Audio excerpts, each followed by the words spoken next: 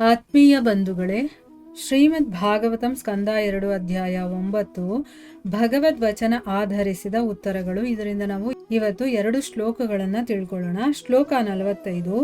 ನಾರದ ಪ್ರಾಹ ಮುನಯೇ ಸರಸ್ವತ್ಯಾಸ್ತಟೇ ನೃಪ ಧ್ಯಾಯತೆ ಬ್ರಹ್ಮ ಪರಮಂ ವ್ಯಾಸಾಯಾಮಿತ ತೇಜಸೆ. ಅನುವಾದ: ಎಲೆ ರಾಜನೇ, ಪರಂಪರಾನುಗತವಾಗಿ ನಾರದರು ಅಮಿತ ಶಕ್ತಿಶಾಲಿಯಾದ ವೇದವ್ಯಾಸರಿಗೆ ಶ್ರೀಮದ್ ಭಾಗವತವನ್ನು ಉಪದೇಶಿಸಿದರು. ಶ್ರೀ ವೇದವ್ಯಾಸರು ಸರಸ್ವತಿ ನದಿ ತಟದಲ್ಲಿ ಪರಮ ಸತ್ಯ ದೇವೋತ್ತಮ ಪರಮಪುರುಷನನ್ನು ಭಕ್ತಿಯೋಗದಿಂದ ಧ್ಯಾನ ಮಾಡಿದರು. ಶ್ಲೋಕ 46. ಯದುತಾಹಂ ತ್ವಯಾ ಪೃಷ್ಟೋ ವೈರಾಜಾತ್ ಪುರುಷಾದಿದಂ ಯಥಾಸೀತ್ತದುಪಾಖ್ಯಾಸ್ತೆ ಪ್ರಶ್ನಾನನ್ಯಾಂಶ್ಚ ಕೃತ್ಸ್ನಶಃ.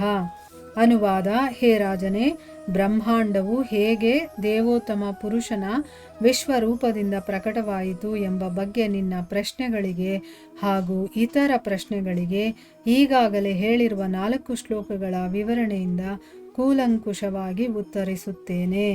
ಇವು ಶ್ಲೋಕಗಳು ಮತ್ತೆ ಅವುಗಳ ಅನುವಾದ. ಈಗ ಭಾವಾರ್ಥದ ಮೂಲಕ ನಾವು ಇದನ್ನು ಅರ್ಥ ಮಾಡ್ಕೊಳ್ಳೋದಕ್ಕೆ ಪ್ರಯತ್ನ ಮಾಡೋಣ. ಓದ ಭಾಗದಲ್ಲಿ ನಾವೇನು ತಿಳ್ಕೊಂಡ್ವಿ?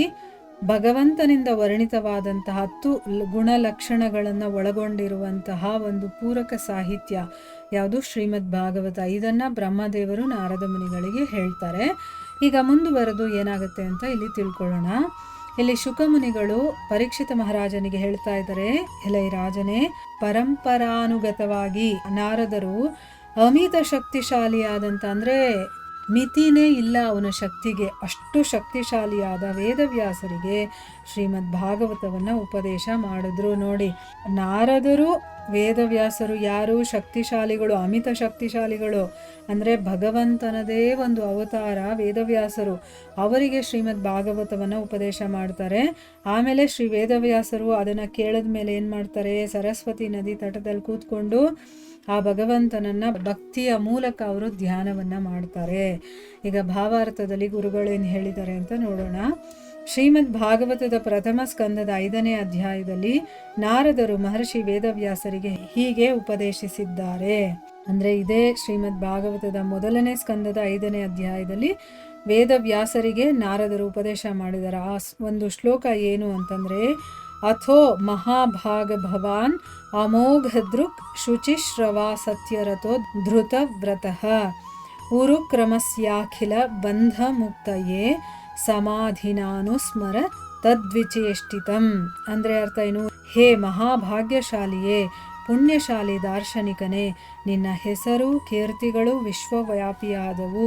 ನೀನು ನಿಷ್ಕಳಂಕ, ಚಾರಿತ್ರ್ಯ ಮತ್ತು ಪರಿಪೂರ್ಣ ದೃಷ್ಟಿ ಉಳ್ಳವನು. ನೀನು ಪರತತ್ವದಲ್ಲಿ ಸ್ಥಿತನಾಗಿದ್ದೀಯೇ. ಯಾರ ಲೀಲೆಗಳು ಅಪ್ರತಿಮವೋ ಆ ದೇವೋತ್ತಮ ಪುರುಷನ ಕಾರ್ಯಗಳಲ್ಲಿ ನೀನು ಧ್ಯಾನ ಮಾಡಬೇಕೆಂದು ನಾನು ಹೇಳುತ್ತೇನೆ. ನೋಡಿ, ಇಲ್ಲಿ ನಾರದ ಮಹರ್ಷಿಗಳು ವೇದವ್ಯಾಸರಿಗೆ ಏನು ಹೇಳಿದ್ರು ಅನ್ನೋದನ್ನ, ಅಂದರೆ 1ನೇ ಸ್ಕಂದದಲ್ಲಿ ಹೇಳಿದಾರಲ್ಲ, ಆ ಶ್ಲೋಕದ ಅರ್ಥ ಏನು ಅಂತಂದ್ರೆ, ನಾರದ ಮಹರ್ಷಿಗಳು ಹೇಳ್ತಾರೆ, ಹೇ ಮಹಾಭಾಗ್ಯಶಾಲಿಯೇ, ಅಂದರೆ ವೇದವ್ಯಾಸರಿಗೆ ಹೇಳುವಂಥದ್ದು, ನೀನು ಮಹಾಭಾಗ್ಯಶಾಲಿ, ಪುಣ್ಯಶಾಲಿ, ದಾರ್ಶನಿಕ ನೀನು. ನಿನ್ನ ಹೆಸರು ಕೀರ್ತಿಗಳೆಲ್ಲ ವಿಶ್ವವ್ಯಾಪಿಯಾಗಿರುವಂಥದ್ದು. ನೀನು ನಿಷ್ಕಳಂಕ, ಯಾವುದೇ ಕಳಂಕ ಇಲ್ಲದೆ ಇರುವಂಥವನು.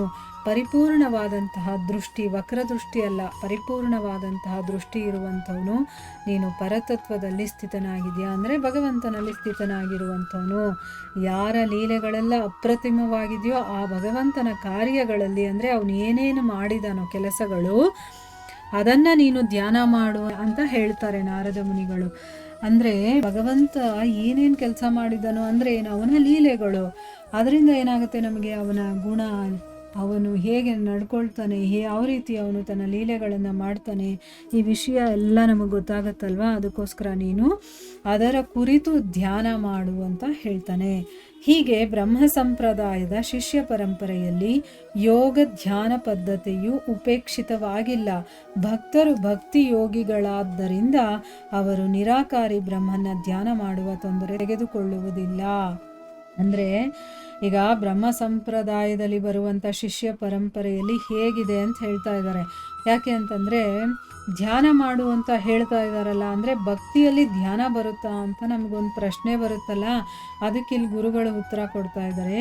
ಈ ಒಂದು ಪದ್ಧತಿಯಲ್ಲೂ ಕೂಡ ಯೋಗ ಮತ್ತು ಧ್ಯಾನ ಪದ್ಧತಿ ಅನ್ನೋದು ಇವರು ಉಪೇಕ್ಷೆ ಮಾಡಿಲ್ಲ, ಅಂತಂದರೆ ಅದನ್ನು ನಿರ್ಲಕ್ಷ್ಯವಾಗಿ ನೋಡಿಲ್ಲ.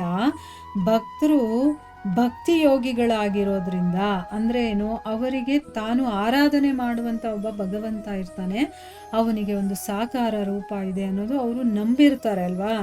ಅದಕ್ಕೋಸ್ಕರ ಅವರು ನಿರಾಕಾರಿ ಬ್ರಹ್ಮನ್ನ ಆ ಧ್ಯಾನ ಮಾಡುವಂಥ ತೊಂದರೆಯನ್ನು ತಗೊಳ್ಳೋದಿಲ್ಲ. ಅವ್ರಿಗೊಂದು ಆಧಾರ ಇರಬೇಕು, ಆ ಮೂರ್ತಿಯನ್ನು ನೋಡಿಕೊಂಡು ಅವರು ಧ್ಯಾನ ಮಾಡುವಂಥದ್ದು. ಇಲ್ಲಿ ಸೂಚಿಸಿರುವಂತೆ ಬ್ರಹ್ಮ ಪರಮಂ ಅಥವಾ ಪರಬ್ರಹ್ಮನನ್ನು ಕುರಿತು ಅವರು ಧ್ಯಾನ ಮಾಡುತ್ತಾರೆ. ಬ್ರಹ್ಮನ್ ಸಾಕ್ಷಾತ್ಕಾರವು ನಿರಾಕಾರ ಜ್ಯೋತಿಯಿಂದ ಆರಂಭವಾಗುತ್ತದೆ. ಆದರೆ ಇಂಥ ಧ್ಯಾನದ ಪುರೋಗಾಮಿ ಪ್ರಗತಿಯಿಂದ ಪರಮಾತ್ಮನ ಸಾಕ್ಷಾತ್ಕಾರವಾಗುತ್ತದೆ. ಮತ್ತಷ್ಟು ಪ್ರಗತಿಯಿಂದ ದೇವೋತ್ತಮ ಪರಮಪುರುಷನ ಸಾಕ್ಷಾತ್ಕಾರವು ನೆಲೆಗೊಳ್ಳುತ್ತದೆ.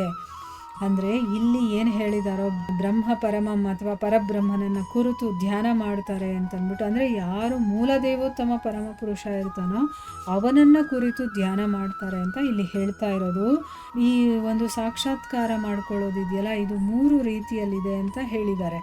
ಬ್ರಹ್ಮನ್, ಪರಮಾತ್ಮ ಮತ್ತು ದೇವೋತ್ತಮ ಪರಮಪುರುಷ ಅಂತಂದ್ಬಿಟ್ಟು. ಸೊ ಇಲ್ಲಿ ಬ್ರಹ್ಮನ್ ಸಾಕ್ಷಾತ್ಕಾರ ಅನ್ನೋದು ನಿರಾಕಾರ ಜ್ಯೋತಿ ಒಂದಿದೆಯಲ್ಲ, ಅಲ್ಲಿಂದ ಆರಂಭ ಆಗುತ್ತೆ. ಆದರೆ ಇಂಥ ಧ್ಯಾನವನ್ನು ಮಾಡ್ತಾ ಮಾಡ್ತಾ ಮಾಡ್ತಾ ಆಮೇಲೆ ನಮ್ಮಲ್ಲಿ ಪ್ರಗತಿ ಕಾಣಿಸ್ಕೊಂಡಾಗ ನಮಗೆ ಪರಮಾತ್ಮನ ಸಾಕ್ಷಾತ್ಕಾರವಾಗುತ್ತೆ.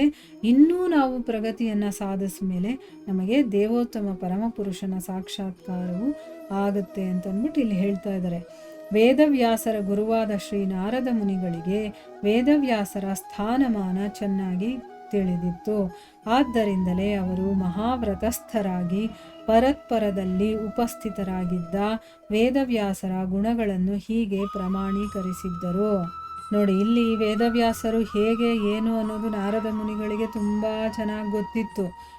ವೇದವ್ಯಾಸರ ಗುರುಗಳು ನಾರದ ಮುನಿಗಳು, ಅವರಿಗೆ ತನ್ನ ಶಿಷ್ಯ ಹೇಗೆ, ಅವರ ಒಂದು ಸ್ಥಾನಮಾನ ಏನು ಎಲ್ಲ ಅವ್ರಿಗೆ ಗೊತ್ತಿತ್ತು. ಅದಕ್ಕೋಸ್ಕರನೇ ಅವರು ಮಹಾವ್ರತಸ್ಥರಾಗಿ ಪರತತ್ವದಲ್ಲಿ ಉಪಸ್ಥಿತರಾದಂಥ ವೇದವ್ಯಾಸರ ಗುಣಗಳನ್ನು ಇಲ್ಲಿ ಹೇಳಿದ್ದಾರೆ.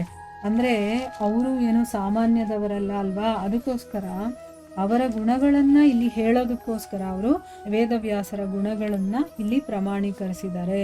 ಅಂದರೆ ಇಲ್ಲಿ ಮೊದಲೇ ಹೇಳ್ತಾರೆ ನೋಡಿ, ನೀನು ನಿಷ್ಕಳಂಕ ಚಾರಿತ್ರ್ಯ ಇರೋನು, ಮಹಾಭಾಗ್ಯಶಾಲಿ ನೀನು, ನಿನ್ನ ಹೆಸರು ಕೀರ್ತಿ ಎಲ್ಲ ವಿಶ್ವವ್ಯಾಪಕವಾಗಿದೆ, ಪರಿಪೂರ್ಣ ದೃಷ್ಟಿ ಇರೋನು ನೀನು, ಮತ್ತು ಪರತತ್ವದಲ್ಲಿ ಸ್ಥಿತನಾಗಿರುವಂಥವನು, ಅದೆಲ್ಲ ಹೇಳ್ತಾರಲ್ವಾ. ಯಾಕೆ ಅಂತಂದರೆ ಅವರ ಸ್ಥಾನ ಕೂಡ ಬಹಳ ಎತ್ತರದಲ್ಲಿದೆ. ಅದೆಲ್ಲ ಇವ್ರಿಗೆ ಗೊತ್ತಿರೋದ್ರಿಂದ ಅವರು ಅವರ ಗುಣಗಳನ್ನು ಹೀಗೆ ಪ್ರಮಾಣೀಕರಿಸಿದ್ದಾರೆ. ನಾರದರು ಭಗವಂತನ ದಿವ್ಯ ಲೀಲೆಗಳನ್ನು ಕುರಿತು ಧ್ಯಾನ ಮಾಡಲು ಸಲಹೆ ಮಾಡಿದರು. ನಿರಾಕಾರ ಬ್ರಹ್ಮನಿಗೆ ಯಾವ ಲೀಲೆಗಳು ಇರುವುದಿಲ್ಲ, ಆದರೆ ದೇವೋತ್ತಮ ಪುರುಷನಿಗೆ ಹಲವಾರು ಕಾರ್ಯ ವ್ಯವಹಾರಗಳಿರುತ್ತವೆ. ಆ ಕಾರ್ಯಗಳೆಲ್ಲ ದಿವ್ಯವಾದವು, ಅವುಗಳಲ್ಲಿ ಲೇಷ ಮಾತ್ರವೂ ಐಹಿಕದ ಲೇಪವಿಲ್ಲ.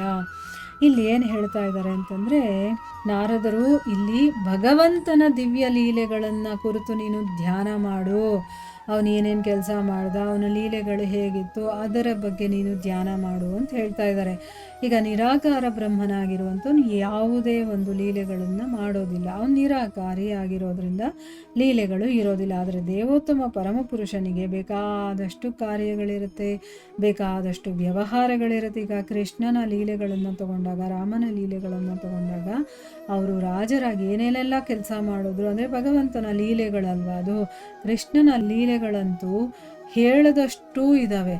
ಅವನು ಗೋಪಿಯರ ಜೊತೆ ಲೀಲೆ ಮಾಡಿದ್ದು, ಗೋಪ ಬಾಲಕರ ಜೊತೆ, ಆ ಗೋವುಗಳ ಜೊತೆ, ಆ ಪರ್ವತದ ಜೊತೆ, ಹೀಗೆ ಬೇಕಾದಷ್ಟು ಲೀಲೆಗಳಿದೆಯಲ್ಲ, ಅದನ್ನು ಸ್ಮರಣೆ ಮಾಡ್ಕೊ ಅಂತ ಹೇಳೋದು. ಆ ಕೆಲಸಗಳೆಲ್ಲವೂ ಕೂಡ ದಿವ್ಯವಾಗಿರುವಂಥದ್ದು, ಅವುಗಳಲ್ಲಿ ಲೇಷ ಮಾತ್ರವೂ ಕೂಡ ಐಹಿಕದ ಲೇಪ ಅನ್ನೋದಿಲ್ಲ. ನಾವೆಲ್ಲ ಆಧ್ಯಾತ್ಮಿಕ ದೃಷ್ಟಿಯಿಂದನೇ ನೋಡಬೇಕು, ನಮಗೆ ಬರಲ್ಲ ನೋಡೋದಕ್ಕೆ. ಅದಕ್ಕೆ ಶ್ರೀಮದ್ ಭಾಗವತ ಇರೋದು, ನಮಗೆ ಆ ದೃಷ್ಟಿಯನ್ನು ಕರುಣಿಸುತ್ತೆ. ಯಾವಾಗ ನಾವು ಅದಕ್ಕೆ ಸರೆಂಡರ್ ಆಗಿ ನಾವು ತನು ಮನ ಮತ್ತು ನಮ್ಮ ಚಿತ್ತ ಎಲ್ಲವನ್ನು ಕೂಡ ಅದಕ್ಕೆ ಸಮರ್ಪಣೆ ಮಾಡಿ ಕೂತ್ಕೊಂಡು ಕೇಳಿದಾಗ ಮಾತ್ರ ನಮಗೆ ಆ ದಿವ್ಯ ದೃಷ್ಟಿ ಅನ್ನೋದು ಸಿಗತ್ತೆ. ಅದನ್ನು ಐಹಿಕದ ದೃಷ್ಟಿಯಿಂದ ನೋಡಿದಾಗ ನಮಗೊಂದು ಸ್ವಲ್ಪನೂ ಅರ್ಥ ಆಗಲ್ಲ.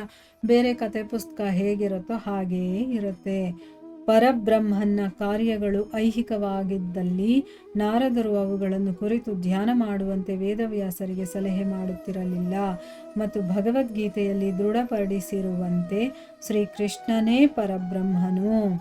ಅಂದರೆ ಭಗವಂತ ಮಾಡುವಂಥ ಕೆಲಸಗಳು ಐಹಿಕವಾಗಿದ್ದಿದ್ರೆ ನಾರದರು ಅದರ ಬಗ್ಗೆ ನೀನು ಧ್ಯಾನ ಮಾಡು ಅಂತ ಹೇಳ್ತಿರ್ಲಿಲ್ಲ, ವೇದವ್ಯಾಸರಿಗೆ ಸಲಹೆನೇ ಕೊಡ್ತಾ ಇರಲಿಲ್ಲ. ಆದರೆ ಅವೆಲ್ಲವೂ ಕೂಡ ಪಾರಮಾರ್ಥಿಕವಾದದ್ದು, ಆಧ್ಯಾತ್ಮಿಕ ಲೋಕದ್ದು. ಅದಕ್ಕೋಸ್ಕರನೇ ಇಲ್ಲಿ ನಾರದ ಮಹರ್ಷಿಗಳು ನೀನು ಆ ಭಗವಂತನ ಲೀಲೆಗಳನ್ನು ಕುರಿತು ಧ್ಯಾನ ಮಾಡು ಅಂತ ಹೇಳಿದ್ದಾರೆ. ಸೊ ಧ್ಯಾನ ಮಾಡು ಅಂತ ಹೇಳಿದ್ರು, ಧ್ಯಾನ ಮಾಡುವಂಥ ಸಲಹೆಯನ್ನು ಕೊಟ್ಟರು. ಮತ್ತು ಅದೇ ವಿಷಯ ಭಗವದ್ಗೀತೆಯಲ್ಲೂ ಕೂಡ ಹೇಳಿದ್ದಾರೆ. ಏನು? ಭಗವದ್ಗೀತೆಯಲ್ಲಿ ದೃಢಪಡಿಸಿರುವ ಹಾಗೆ ಶ್ರೀಕೃಷ್ಣನೇ ಪರಬ್ರಹ್ಮ. ಅಂದರೆ ಏನು? ಆ ಪರಬ್ರಹ್ಮನ ಲೀಲೆಗಳನ್ನು ನೀನು ಧ್ಯಾನ ಮಾಡಿದ್ರು ಅಂತಂದ್ರಲ್ವಾ. ಆ ಪರಬ್ರಹ್ಮ ಯಾರು ಅಂತ ಭಗವದ್ಗೀತೆಯಲ್ಲಿ ಅದು ದೃಢಪಡಿಸಲಾಗಿದೆ. ಯಾರು ಅಂತಂದರೆ ಶ್ರೀಕೃಷ್ಣನೇ ಪರಬ್ರಹ್ಮ ಅಂತಂದ್ಬಿಟ್ಟು. ಇಲ್ಲಿಗೆ ನಾವು ನಿಲ್ಲಿಸೋಣ. ಇದರ ಮುಂದುವರೆದ ಭಾಗ ಇನ್ನೂ ಇದೆ, ಅದನ್ನು ನಾವು ಮುಂದಿನ ಭಾಗದಲ್ಲಿ ತಿಳ್ಕೊಳ್ಳೋಣ. ಹರೇ ಕೃಷ್ಣ.